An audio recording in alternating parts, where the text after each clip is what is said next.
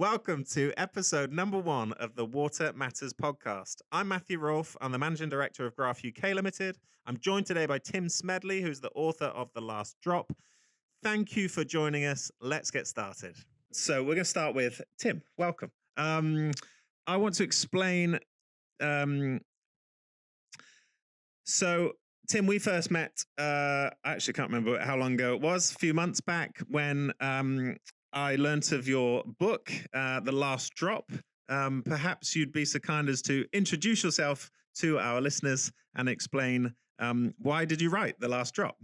Yeah, thanks, Matt, and thanks for having me on to episode 1, I believe, of Water Matters. So Absolutely. very honoured to be the first guest. So The Last Drop. Firstly, thank you for reading it, and that is how we got to know each other a little bit. The Last Drop is my second book. My first book was an environmental book about air pollution. It was essentially a journalistic exploration of air pollution, this major environmental issue, and explaining what was causing it and what we could do about it. But even during that book, I kind of thought water would make a great second book and possibly an even better environmental issue to give that same treatment to. So similarly, I started getting into this topic of water scarcity. There was two main stats that stood out to me that made me think, right, I've really got to do a deep dive on this. One was, and this was whilst writing pieces for the BBC Future magazine, allowed me to do a series on water, which kind of really got me into it.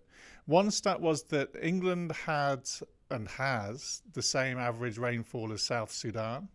So it rains a lot less than we think. And that blew my mind. Couldn't believe that. Hard to believe on a day like today. Yeah, exactly. We're on a rainy day today. And two was a piece of work by NASA with a satellite mission that found out that almost 2/3 of the world's major aquifers, so aquifers being the groundwater beneath our feet, there's more groundwater than there is surface water by quite a large amount, but 2/3 of the world's major aquifers are receding.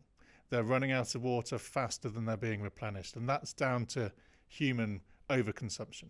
So there's a global issue, there's a local issue, there's human mismanagement, there's climate change. It all comes together into, I guess, perfect storm is a very cliched term, but it kind of is. So that led me to writing The Last Drop, and I did a fair bit of global travel and found the right experts to speak to. And actually a NASA expert was the very first person I spoke to for the book.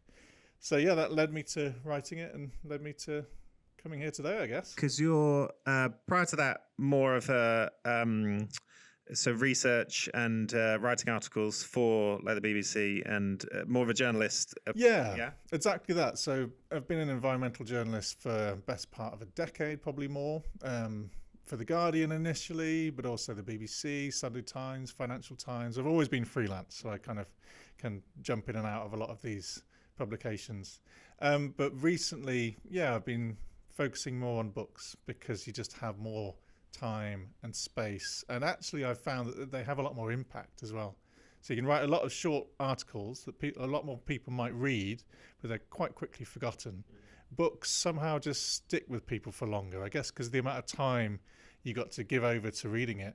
And in fact, you listened to my audiobook, which I think is about 14 hours long. Yeah, it was. It was. So I think once you've committed yourself for that long, it tends to stay with you. Yeah, I should say to anyone that hasn't read the book yet, but hopefully you'll want to, especially after listening to a few of these conversations. It is a big book. I enjoyed the audiobook particularly, and the amount of time that it took you to record. I think surely the more people that listen and choose the Audible option or audiobook option makes that all the more worthwhile. But that was a process in itself, wasn't it? Yeah, it was a bit. But it's not, hopefully, it's not too big a book. I think if you're tackling a subject like global water scarcity, I managed to keep it to about 400 pages. It could have been twice that. I bet. And I think, we could probably do an episode an episode on its own just about the book, because there's certainly so much in it. And you spent how many years of really studying and like you say, traveling to put it together? It's a long time, start to finish for the book is probably about 3 years. Yeah, but then the build up to that, the working on the book proposal, the BBC articles is a good year or two before that. So arguably about 5 years in the making. Yeah, it's, I mean, really, it is certainly from my perspective, working in the world of water management, but a very small part of it, stormwater management, rainwater harvesting, the sorts of things we do within Graf UK, our business. It's opened up my eyes certainly to as you say, the global issue.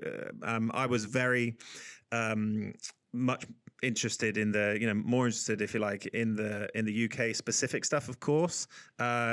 But that's a real good thing about the book. It covers all, and it also, I mean, the subheading is solving the world's water crisis, right? So it's not just a kind of book to scare people about the situation that we are in and probably headed to.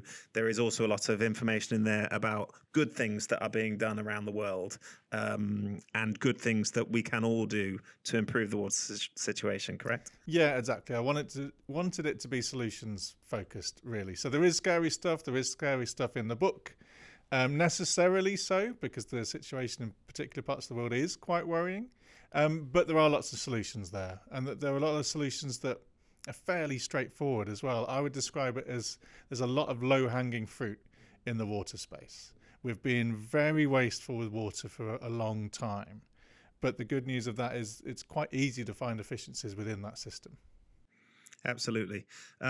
So, yes, if you haven't read the book and you would like to, then good timing for me to say that Water Matters, this podcast, is coming to people alongside a digital newsletter that people can subscribe to. And Tim has very kindly got involved with us to provide articles and a lot of written content, which if you're interested in this as a topic, you'll also get a lot from. But there'll be a way of being able to claim a free book. We have several copies here because it really is a message that we want to share with a lot of people. And so there'll be a way of claiming a free book through subscribing to the newsletter and listening to the podcast. So I would encourage all people to do that, of course.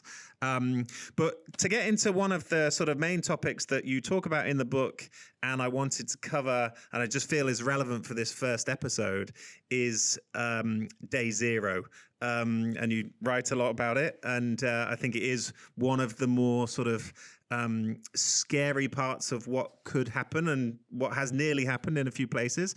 So perhaps, I guess initially you could tell our listeners what it is, and then we can talk about it in a bit more detail.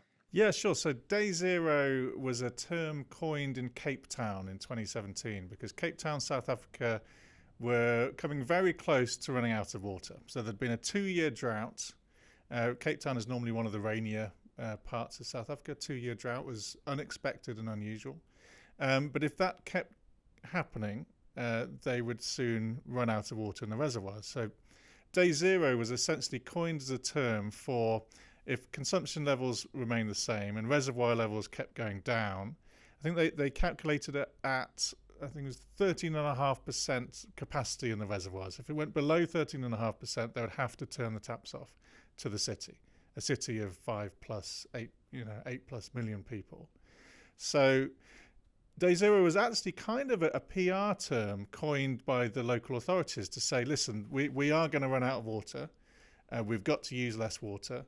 We've worked out that this will happen in April. And I think they coined the term around kind of October, November. Roughly how long ago was this? Do you remember? Yeah, so 2017 was when they started the messaging. April 2018 was a date within, I forget exactly which, like April the 15th or something was going to be day zero. Now what would happen on day zero would be all the taps would be turned off and people would have to queue at standpipes for their water. Not that many standpipes as well. It's a long queues, chaos. The reason why they messaged it so early on was to get people to actually act. So they asked people to use initially 75 litres per person per day. Then it went down to 50 litres per person. Now that might sound a lot if we think about it as drinking water, but actually water that you use, we use a lot more than 50 litres per day. One wash cycle on your washing machine is going to use more than 50 litres. Even on an eco setting, 50 is about the best you get. So you can picture that suddenly the population were having to use the laundry a lot less, shower for 2 minutes maximum at a time. People got used to showering with buckets underneath them or trays underneath them so they could reuse that water. And the messaging was actually very successful. So individual water use was greatly reduced. Over what kind of period of time? I'm imagining, or I'm wanting people to be able to imagine, because if that's Cape Town, not that different in size and number of people to London, perhaps. Like, to give it some context, how many months did the occupants have that time to prepare or change their behaviour in the lead up to that? It was about 4 months, I'd say, maybe 5. But as I say, it's off the back of a 2-year drought, so people were already getting used They're to aware. Water getting lower, but it wasn't really affecting them. You could still turn the tap on. But the idea that you could no longer turn the tap on, that changes people's perspective. Yes. So in the end, it got close to April. People's water use was going down, but so is the reservoir levels, because it's still not raining. You need rain to top up your reservoirs, no matter how little you use. But in the end, the rain arrived about 2 weeks before that day zero. So the reservoirs just managed to top back up, and they've been okay ever since. Interestingly, Cape Townians' water use has remained lower than previously ever since. So behaviour did change. Behaviour change does become ingrained. Yeah. But what was really interesting then is that since then, day zero has kind of become a known term for any city that is coming close to running out of water. And so Sao Paulo, Brazil, one of the world's mega cities, almost ran out of water twice this past decade, just avoided it. Chennai, one of India's largest cities, did have a day zero. That was summer 2019. A city that used to be famous for its wetlands dried out completely. Reservoir levels, we're not talking about 13% here, just zero, completely dried mud. So that did reach day zero, which did mean no water in the taps, which meant water tankers coming around the streets, chaotic street scenes, people trying to get water. So it's not a pleasant situation. But the examples I gave maybe sound quite far away from England. London actually came very close to its own day zero in 2012. So I spoke to a couple of Thames water managers who admitted that and said, we were days away from standpipes in summer 2012. Wow. That's the Olympic year as well for London. Yeah. So can you imagine? Yeah. I don't know what they'd have done for the swimming competitions. That's crazy. But we came very close. So London, again, the same Thames water manager told me, only has 90 days of water storage at any one time. So we have relatively few reservoirs per head of population in this country. Globally, we're near the bottom of that list. So we have very little water storage. Any long drought gets water companies very scared in England because we don't have that much storage. So the situation is really precarious, and I don't think a lot of people realise it. No. So day zero still may be a bit of a niche term, but you will hear a lot more talk of day zeros in the coming years. Yeah, that's amazing. Especially, as you say, in the lead up to what was all eyes on London in that particular summer. Yeah. It would have, it's just hard to imagine what would have happened, really. Because it's such a, it's something we all take for granted, isn't it? The fact that you can turn your tap on or go and turn the shower on, or you use the washing machine, as you say, and all that sort of stuff. And the thought of no water coming out just sort of wouldn't make sense to a lot of people. Yeah, it seems impossible, and yet elderly relatives will remember 1976. In fact, you don't even need to be that elderly to remember 1976. Yeah, I don't. Luckily. But 76 was a standpipe situation. It was a day zero, and that was dotted around quite a lot of England. People having to queue at standpipes. So I'm not quite sure how long for. Really? But it is in easily living memory of taps being turned off. Yeah. And that's with a population size 10 million lower than it is now. So now it would be much harder and much more painful, I think. Yes. Yeah, absolutely.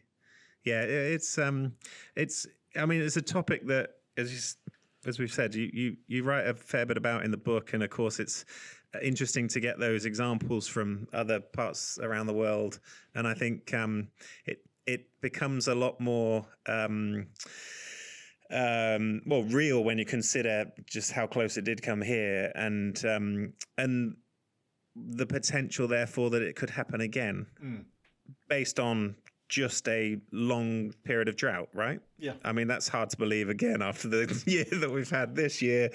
It's felt like we've not had any drought this year. I'm not quite sure that's true in all locations around the UK, but it has been a particularly wet 2024, has it not? It has, yeah. So we talk rainy England because we're coming to the end of the summer 2024. It's cold and rainy outside. It has been cold and rainy a lot of the summer. Yeah, and it's been a washout, really. It has, and after we had such a wet sort of first 5 months, and again, it impacted our business. I know it did a lot of our sort of customers and the construction market as a whole in the UK, because people just weren't able to install a lot of our products, underground tanks and things like that, just 'cause it was too wet. I mean, they were able to do it, but it was taking 3 times as long, costing therefore 3 times as much money. Yeah. And so there was a lot of work kind of paused in that first 1 or 2 quarters of the year. And I remember saying to people, or having conversations with people in kind of early summer, well, the average rainfall over a year tends to be the same. There's some consistency to the total annual average rainfall. Therefore, if we've had it all in the first 5 months, surely we can expect a decent, whether it's summer, whether it's late summer, we can expect a kind of prolonged dry period throughout sometime over the next kind of 6-7 months. Yeah. So I remember talking to people about, well, it's going to be a warm summer, it's going to be a dry summer, and even not that long ago, it's going to be a dry September. Just kind of clinging on to that thought that we've already had a lot of rain, and if the annual kind of averages stay the same, it has to stay dry for a period of time, but it just hasn't. Yeah, this is kind of part of England's problem in that it does rain very frequently in England. So this causes us to think of ourselves as a very wet nation. How could we possibly have a water problem? However, there's a difference between raining frequently and raining heavily. It rains often in England. So any month it could rain, any day it could rain. Most other countries have, relatively dry summers and wet winters. We have the possibility of being wet all year round. But because we are grey and drizzly a lot, we have our own self-image and a global image of being a really wet, rainy country. We're not. We're kind of a damp country. Grey and drizzle doesn't add up to much in the rain gauge. It doesn't fill up reservoirs. And this is the issue that water companies have in that. So those average water rainfall stats of 500, 600 millimeters. I couldn't quite believe it when I started writing the book. So I set up my own back garden rain gauge in Banbury, which isn't that far south or east, by the way. It's kind of a bit more Midlands than that you could go further south and east to find even drier conditions. But anyway, 2 years in a row, I had around 600 millimeters. So it does average out. There's plenty of storms in those years. There's plenty of wet and rainy summer holidays ruined. But it still turns out to be around 600 millimeters. Go further east, you're getting into the 500 millimeters, and that really is internationally dry. That's not just, a bit dry for England, but look at these other wet areas. That's internationally dry. There's plenty of African countries, even Middle Eastern countries, that are around 500 millimeters. So the image we have is because we see a lot of wet, damp days, a lot of grey clouds. But continental European neighbours might have many more sunny days than us. Yeah. But when it rains, it rains. And heavy rain fills up reservoirs. Yeah. Drizzle does not. Drizzle doesn't get anywhere near your water supply. Light rain doesn't. So light rain's not that great. So my point to listeners might be, next time it rains, look out your window and ask yourself, is this light rain or heavy rain? So if it's light rain, you know that's not really going to do anything for your water supply. If it's heavy rain, that's relatively good, but where's that rain going? If that rain is just going down the drain and out to sea, it's a wasted opportunity. So we need to get much better at capturing the rain when it falls. One additional point about the light rain thing, there is one thing that light rain is good for, and that's topping up your garden water butts and rainwater harvesting. So I've got 2 100-litre water butts at home in the garden. I can't remember them both running dry. They've individually run dry, but In most countries, they'd be dry for months. 100 litres is small for a water bottle, as you will know. It'd be presumably the smallest you could buy. But here, because there's lots of light regular rain, they keep topped up nicely. Yeah. So that suggests to me that many multiple off-grid or small solutions is probably better, is better, according to my research, than the huge centralized reservoir solutions. Yes. And that was going to be my question, because let's work on the basis that some people listening to this, presumably they're interested in water as a topic. But let's work on the basis that there's little to no knowledge of how it all works, our water supply system in the UK. So, if they've read some of their headlines, there's been some recently with DEFRA kind of talking about future investments into making sure that by 2050, when it's assumed or kind of expected that we run out of water or just don't have enough water for the amount of people that need water living in the country at that point, and there's investments being made and there's changes coming to our sort of water supply network and all that sort of stuff. Is it, when people look out the window and they ask themselves that question, is it heavy rains, is it light rains? What difference is it making? Are you able to just sort of give us what would you tell a 7-8-year-old about how that then, like, how it works before getting to your taps and what difference that makes, just because I think that might be a helpful place to start off with. Yeah, definitely. I had to learn that for the book as well, because I guess my approach is not knowing much, wanting to learn as much about the topic as I possibly can. So I didn't know where my water came from. So that was one of the first things I did. So I found out that it came from a Thames water reservoir south of Oxford. It's then pumped via several pumping stations to Banbury, around 20-25 miles. So a decent distance and quite a lot of kind of energy use in that pumping. Then goes into my into my house, then use it in whatever way, then it goes down the drain. It will then go into the local sewage works, which treats it, but not to drinking water standard. It just kind of treats it to relatively basic regulatory standards. And as we've seen in the sewage scandal, not always that. Then that goes back into the River Cherwell, which goes back into the River Thames, which ends up filling the reservoir again. So it's a relatively circular system.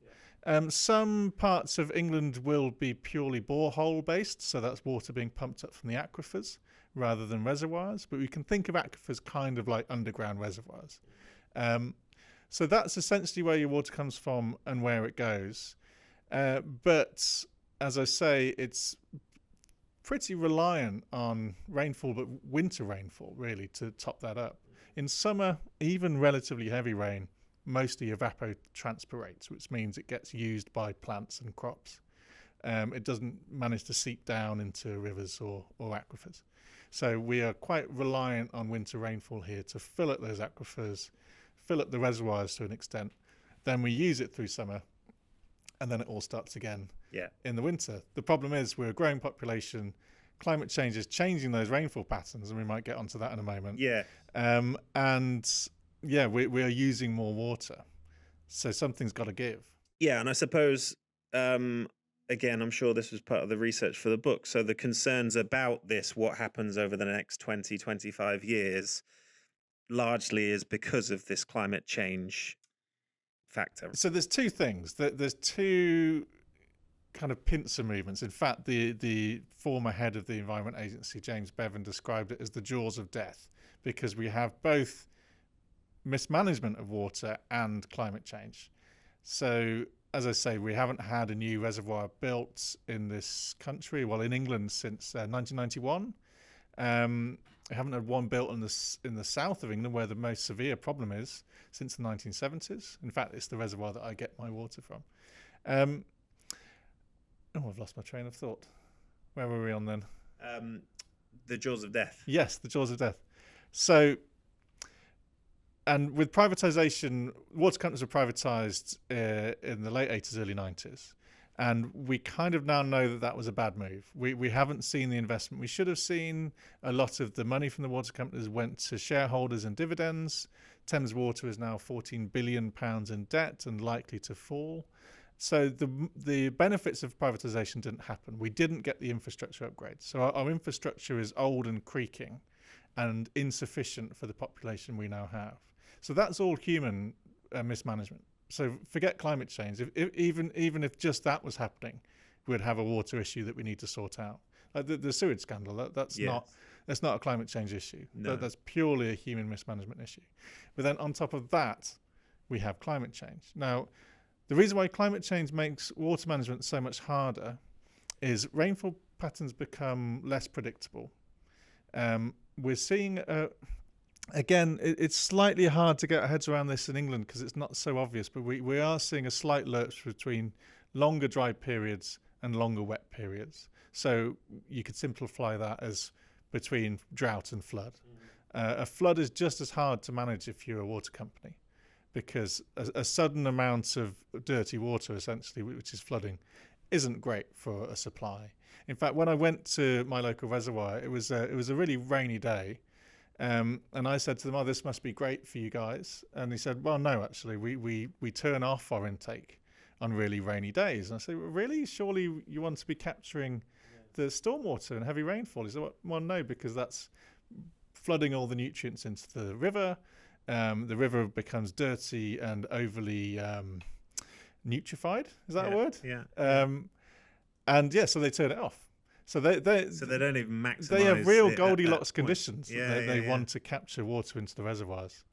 I found that really interesting. Yes. So and on top of that, so globally that's a kind of a much bigger issue. So the UN have found that since the year 2000, there've been 29% more droughts and over 100% more floods, because climate change, just a 1 degree change in temperature rise, which we've seen globally, creates more evaporation. So you can imagine a warmer atmosphere causing more water to evaporate from the sea, but also more water evaporating from the soil and land. That dries up your land, but then you've got more water in the atmosphere. So when that then falls down, you've got heavier rainfall hitting drier land. So it's a much harder situation to manage. Yes. So it's causing situations like rivers not flowing in summer that used to run, reservoirs running dry when they used to stay full all the time. So the situation is much harder to manage, and we didn't do ourselves any favours. Yes. In the first place. Yes. Yeah. So a good reason then for the name Jaws of Death, really, because it is fitting. Yes, yeah, it does sound it. It does sound it. And James Bevan may have had his critics, but that one speech actually did get a lot of people taking notice. Yeah, and I suppose, but were those people who needs to take notice? I suppose feels like a relevant question to you, having done all of the research and found out a lot yourself, and then written about it and shared it with others. Because it's easy just to blame the water companies and think, well, they should have done. And clearly, there's some accountability stuff there that is in the news nearly every day at the moment, especially in relation to the sewage and that sort of stuff. But it will be a shared problem if we get to this point in whenever it might be. Let's say 2050. That seems to be the date that they put in the headlines. We'll all know it if we have if nothing comes out the tap when we turn it on. So again, sort of considering that any listener is interested in this and might want to know what they could do about it, within their own life, within their own household, within their own family, perhaps. What do you normally? You must get this question a bit. When you're promoting the book, what do you recommend to people that we can each take personal responsibility for? Yeah, it's a good question, because at the moment there seems to be a bit of a Mexican standoff between the water companies saying it's you, the consumer, you, the water users, and the water users saying no, it's you, the water companies. It's both. Mm-hmm. It is both. So yeah. For everything I've just said, water companies deserve some flack. Yeah. But equally, we are heavy water users in this country. So the average water use from mains water is around 150 litres per person per day in the UK. That's quite high. So in the EU, it's more like 120 litres per person per day. So we do use more water than we should be. Well, should's maybe a loaded term, but we do use more water than some global comparators. We probably use more water than we realise. Yeah, that's I not think a bad way of might be a. We're actually thinking about, or we've been talking within our business about trying to. We haven't really nailed on the final idea yet, but something along the lines of using sort of 2 litre bottles of empty 2 litre bottles of sort of Coke or whatever. Everyone's familiar with what that looks like. It's a lot of liquid, but kind of using enough of those that it gets to that 150 litre amount, and either tipping that much over Callum, our marketing guy, or for a decent video, or just sort of, and this is what I mean, we haven't quite decided how we're going to do it, but using that to really emphasize it's a lot of water. And I don't think people realise. No, but there's been lots of studies that have kind of asked people, how much water do you think you use per person in your household? Yeah. And people tend to get say around 10 litres, 20 litres. Wow. And no one has a clue that they're using 150 litres. Yeah. And it's per person per day. I think that's the other bit. You think like, oh yeah, well I can see us using. Yeah. That's what I'm picturing, this bottle of this stack of bottles, and I'm thinking, yeah, I can imagine that, in our house. Yeah, easily. But no, it's then double that if there's 2 of you, and it's triple that if there's 3 of you. It's a ridiculous amount of water. Yeah. So I think that realization is kind of part of the issue that no one knows. Yeah. Yeah, and that's another kind of starting point for the book, actually, because I got a Thames Water bill. I am a Thames Water customer. Got a Thames Water bill early in the research. It was really high, and it actually did show water usage, and you could divide it to work out per person. We were above 150 in our house. Really? So they ended up getting a water audit for the house. I'm not sure they do it anymore now, but a guy came around and tested everything, and he found that the water meter was constantly turning even when we turned everything off. So there was a leak in the house. So often you're using it without knowing. Yes. That was a leaky loo, and apparently that's quite a large amount of leakages in the country. Yeah. So your loo is constantly kind of lightly flushing, but so lightly that you cannot tell. Yeah. And it's just wasting that water. Just wasting. And how much of an issue do you think this is? Because ultimately you were paying for that. And we're all paying for water, but not perhaps enough to realize that some of what you're paying is just constantly at that stage being flushed down the toilet. Yeah, that's another interesting thing, the price of water. I mean, that's probably another good podcast conversation for another day, because we don't notice. It's not like energy bills in the last couple of years we've just had, where boy do you notice, and we're probably as bad as our parents ever were about turning off lights around the house now, and using electricity and using gas is suddenly the price of that is really obvious to us. Water is very lowly priced. So another interesting thing about if you were to stack up all those kind of Coke empty water bottles or whatever. My water with Thames Water, certainly when I was writing the book, would cost 1.5 pence per cubic metre. Am I right in saying that, per cubic metre? And it's really, no, £1.50 per cubic metre, which is 1.5 pence per litre. Yeah. So obviously if you were to buy a litre bottle of water from WH Smith's in the train station, that's going to be £2.50 at least. Yeah. So the water through the taps, even though it's gone through that whole system that I just described, 25 miles away, reservoir, pumping stations, 1.5p per litre. So we don't notice if we overuse it, because our water bills are really low. Price of water is one thing. How does that compare, just while we're on that subject, in the other countries you visited around the world? Is in places where they perhaps are more conscious of it and value it more, is it ever because they pay more? Did you experience that? Yes-ish. So, I mean, really interestingly. So, I went to Jordan. Jordan's a very water-scarce country, and people really pay for their water there. But also there's not the same kind of tap supply. So you would order from private water tankers. They'd come to fill up your tanks. Right. So but you're also kind of paying for more of a direct service, maybe. I went to Ghana, in West Africa.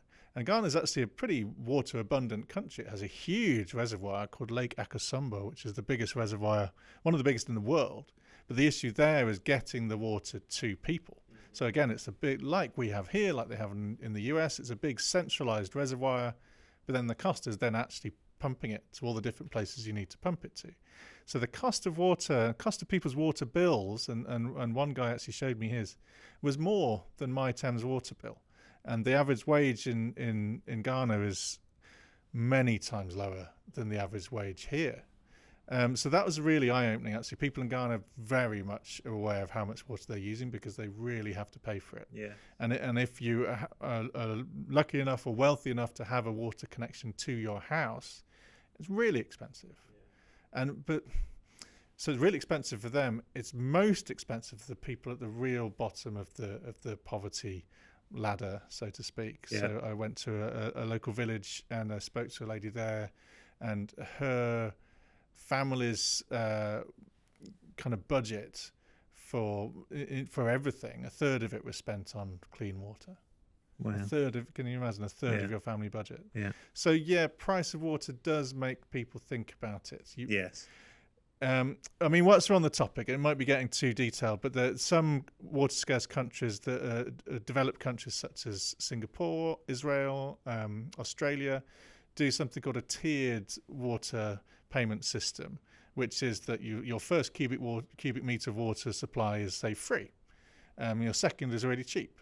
Your third, not quite so cheap. Your fourth, a bit more expensive. Your fifth, very expensive, etc., etc. So you can actually make the water bills cheaper for the most vulnerable users. Yeah.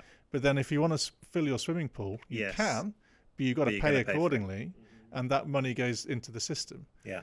I think that is a sensible way to go. Yes. Yeah. It certainly sounds it. But very different from what we're used to, which is turn the tap on. Very different. And I mean, I do have a water meter. There's plenty of houses in this country that don't have water meters, so they don't have a clue how much they're using. No. And it doesn't matter anyway, because they don't pay for it. So the famous river campaigner Fergal Sharkey, who I spoke to for the book, he lives in I think it's Affinity Water, his water company, but he lives in a non-metered flat. And he said it's the same for him. So he could just turn his tap on, watch it flow down the street. It wouldn't matter to his bill whatsoever. No. So that is a crazy situation. So so the 150 litres per person per day, we often don't know about it anyway. It isn't always our fault. It can be through leakages that we don't know about. And if we had smart meters, we would know about them instantly. But also, yes, we maybe do use a bit more than we should to, through longer showers or whatever, water features, inefficient appliances. So just adding like an aerator to your tap and shower head normally gets you towards the 100 litre mark anyway. Yeah. So 100 litres has kind of become this big thing in the industry of how do we get people down to 100 litres per person per day. It's actually relatively easy. Put aerators on all the taps and shower heads, that will get you pretty close. Yep. But one thing that is also really interesting, and again gets us onto the price of water, is so in Belgium, the average is 100 litres per person per day. Belgium is a similarly rainy, kind of similarly Northern European country. How could they be using 50 litres less per person than we can? Yeah. The only reason there is rainwater harvesting. So the building regulations in Belgium require you to install a large rainwater harvesting tank in your house or garden. And typically in Belgium, that is plumbed into your showers. Well, no, not showers. It's plumbed into your toilets and washing machines. Yeah. Washing machines might surprise some people. But that instantly gets you down to 100 litres. And that's 100 litres of mains water. Yeah. If you think overall, they're probably using as much, if not more, water as we are. But some of that is immediately locally captured rainwater. Yes. And that will make their water bills cheaper. It'll make the infrastructure cheaper. They're having to deal with less floodwater overall. It can actually, at scale, be a floodwater management solution too, to have all domestic households fitted with rainwater. Yeah. So that's a fascinating one to me. I think we have to go the Belgian route of normalising rainwater capture. And it makes, it's a more equitable system as well. It makes water use suddenly cheaper and easier for everyone. Yeah, it's very interesting because I think we've got a customer that we're working with at the moment. A growing number of our rainwater harvesting systems and wastewater treatment systems are sold to self-builders. So typically people that are building their dream home, think grand designs, that's your kind of people. I mean, some of them aren't that, some of them aren't crazy, elaborate, sort of amazing properties. Kind of the eco-minded market, right? Yeah, and a lot of them are, but they're, one way or another, they are building what they want. It's not like they're building it to sell it in 3 years' time, or they're building it, they're designing it, they're having certainly an input on design, and therefore they're much more picky about what's included and what's not. A lot of them just naturally are thinking more sustainably, and which is great. But we still find, and this one I'm thinking of right now, they have to have a treatment plant because their property, I mean, it's in a very, very rural location, amazing scenery. We're going to put some videos together to document the journey, because it's kind of an ideal representation of this particular segment of customers for us. So it's a beautiful house in the middle of lots of fields. So they have to have their own sewage treatment plant because there's no way of them tapping into the mains to get rid of their black water, sewage water. But they do not have to have a rainwater harvesting system.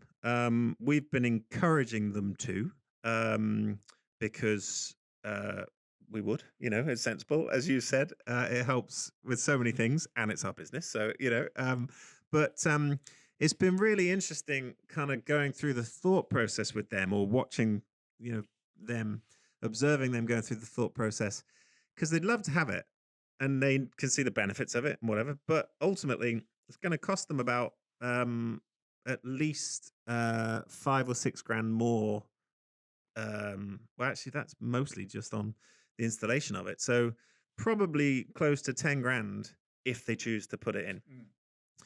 And therefore, when if anyone's watched Grand Designs, the budget is always like the leading thing that that is discussed, isn't it? And it's like, are we over budget, under budget, all that sort of stuff. So it's halfway through and Kevin's shaking his head going, they're never going to make it. Exactly. And it's such an easy thing for them to go, well, we don't need it. Let's not have it. Let's just scrap, and at the moment, I think so many people probably do that, and make that decision, which is a shame, but it is I actually think it's one of the reasons we're putting some videos together with this customer, because it's actually helpful for us to document just how normal that is to go through that process, and I think they're probably still going to do it, which will be interesting itself as we follow their journey, and maybe a year or two after the house is built and they're living there, is it something they're really proud of, pleased that they did, or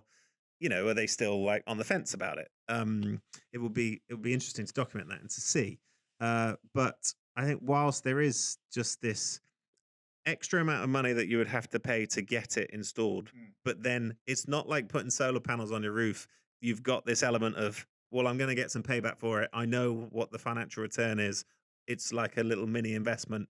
Yes, pay this up front, but after so long, it's not costing me any money anymore. Actually, I might be earning money off it. No one's thinking that way with rainwater harvesting, because it just doesn't. It takes so long for you to, because water is as kind of cheap as it is. Yeah, it takes so long for it means that before, we roughly worked it out ages ago, kind of 10, 12 years minimum before you've even paid off, the amount that you spent on the system in the first place.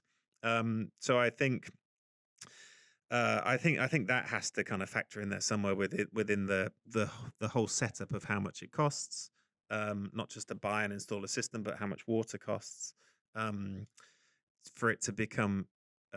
And not that people should necessarily have to do it for financial gain. They shouldn't. But it's got to make sense, right? But it has to make sense. Especially if you're budgeting for a house build or buying a new house. Yeah. But quite a few things to say on that. One is water bills are going to go up. So that's just an obvious change that's going to happen in the coming years. Because at the moment, we really need infrastructure upgrades. The water companies have spent all their money on giving it out to shareholders. So the water bills will have to go up. Currently, the water companies are collectively asking for a 50% increase. Politically, that isn't going to happen. But that's what they're saying they need to start reinvesting and sorting out the sewage scandal and so on. Yeah. So there's a likelihood, well, that's what the water companies want to happen, 50%. Say even if they renationalised, which is possible for one or two companies, the government would then have that issue.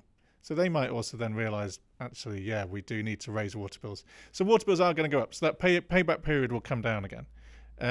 Not by a drastic amount, but it will get shorter than the 10, 12 years. The other thing is that, again, to bring Belgium back in the equation, but it's not just Belgium, Germany do it, parts of Australia do it. It's building regulations, it's legislation. So you don't think about installing it, you have to install it. That changes it, that suddenly creates a market. So currently we don't really have a market for plumbers that know how to plumb a rainwater tank into toilets and into washing machines. It's relatively unheard of here. Yet other countries do it all the time because there's a market there. There's regulations that require it. So there's political decisions to be made. So as much as we would like to think it comes down to we can all change the world individually, actually politics plays a massive part in legislation, regulation, and water pricing. But I would say one area we can all play a part.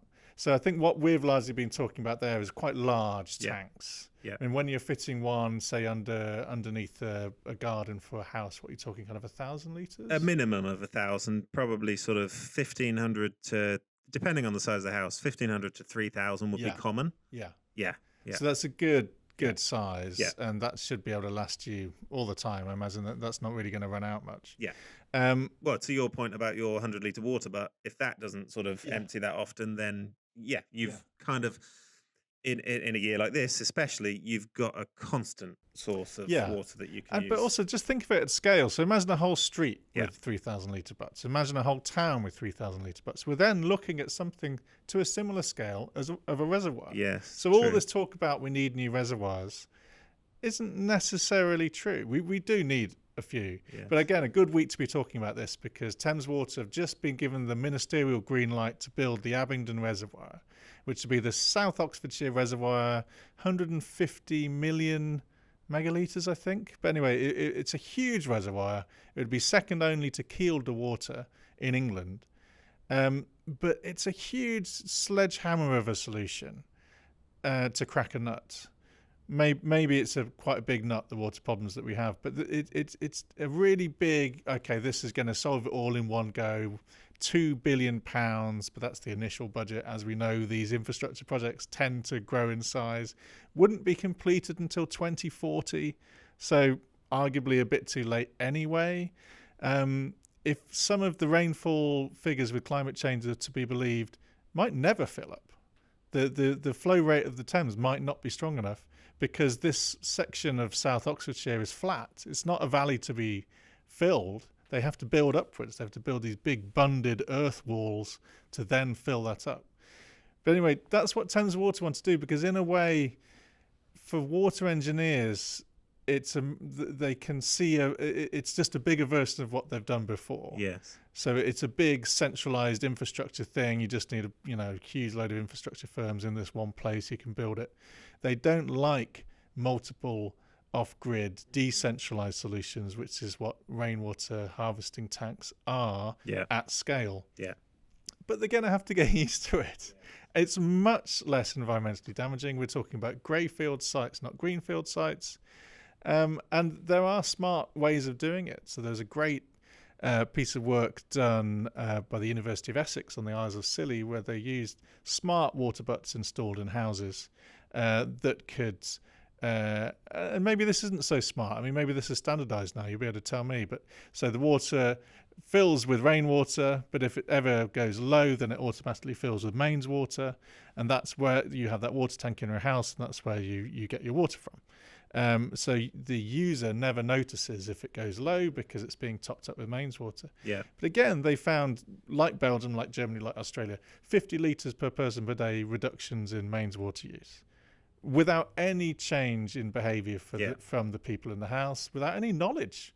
I mean, obviously the people in the houses knew that they were taking part in the trial, but they didn't really know. There obviously were, I forget exactly how that worked for drinking water and so on. Maybe probably different tanks for drinking water and so on.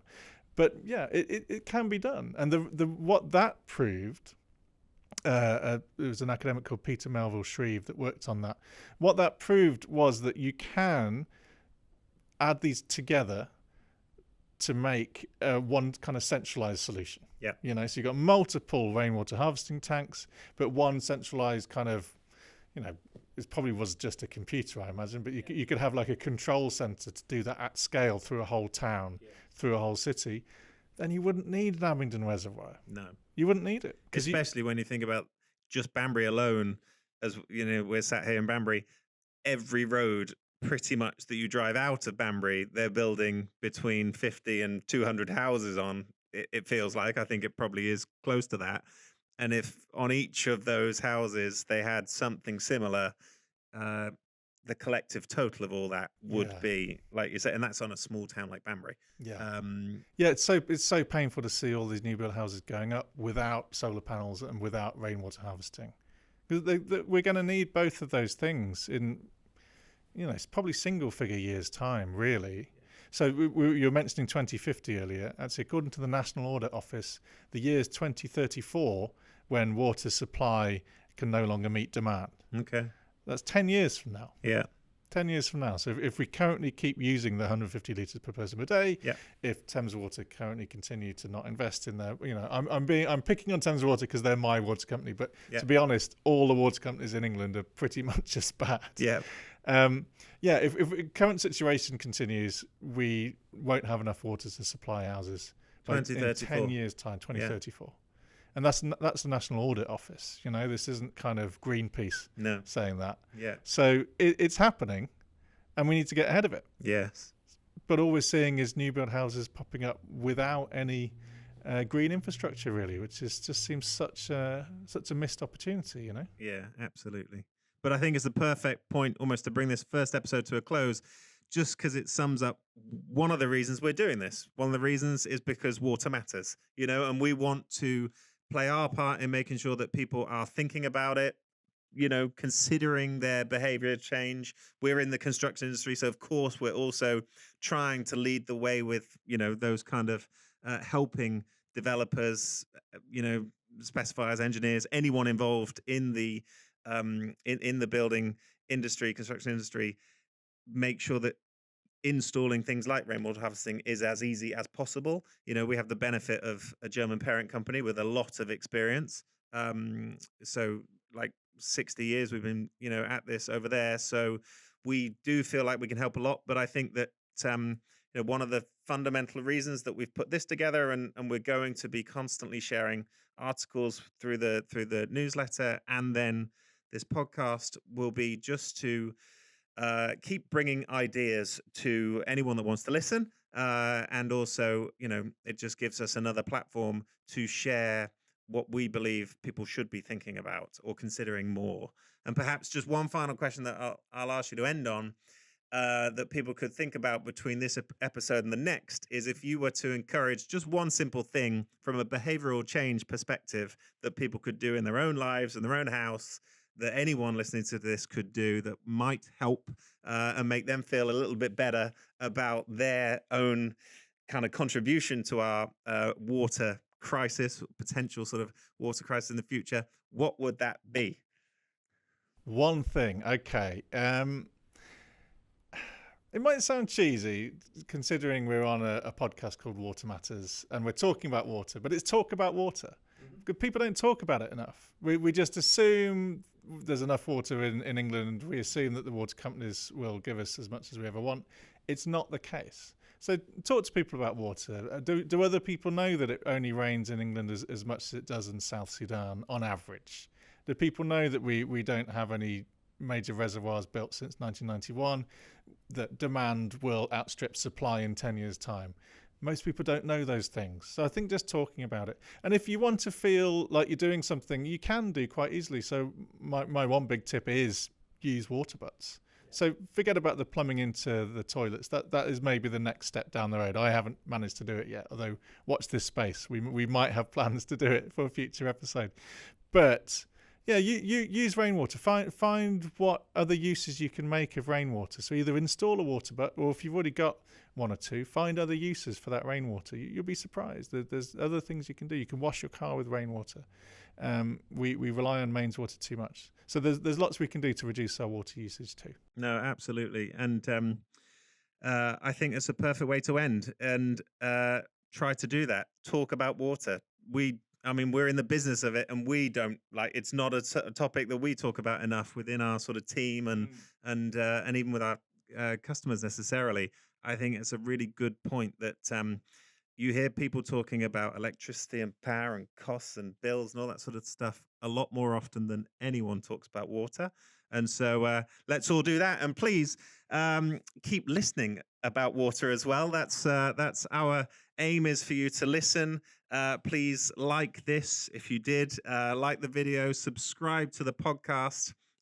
We're going to be bringing many, many more episodes, which I'm pleased to say that Tim will also be included on, several of them, to keep talking about water matters, and hopefully adding some interesting facts, some value, some ideas, and some suggestions as to how we can all collectively help us prevent getting to that point in 10 years' time where we perhaps don't have enough for what we need. So thanks for listening. Hope you enjoyed it. Thank you very much, Tim, for joining me and talking about all these water matters. Thank you. I've enjoyed it.